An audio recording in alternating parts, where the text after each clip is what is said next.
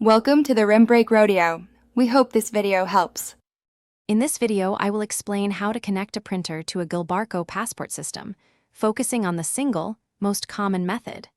First, locate the dedicated Ethernet port on your Gilbarco Passport router, which is often labeled as the DMZ port. Before proceeding, always ensure your printer is completely powered off. You will need a standard CAT5 or RJ45 Ethernet cable for this connection, as it is the primary and most reliable way to establish communication. Next, securely attach one end of your Ethernet cable to the DMZ port on the Passport router and the other end to the network port on your printer. It is crucial to ensure the cable is firmly seated at both ends to prevent any connection issues. Once connected, verify that the link lights on both the Passport router and the printer are illuminated green, indicating a successful physical connection. Finally, power on your printer, and then power on the Gilbarco Passport system. Now you will configure the Passport system.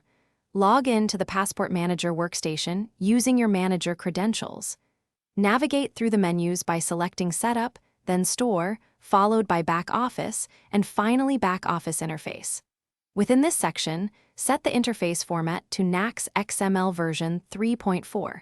Proceed to configure the XML gateway polling, ensuring the correct directory paths are entered and using Back Office for both the username and password.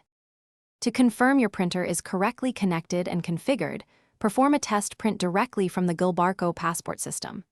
Carefully observe the printer for any output and check the Passport screen for error messages.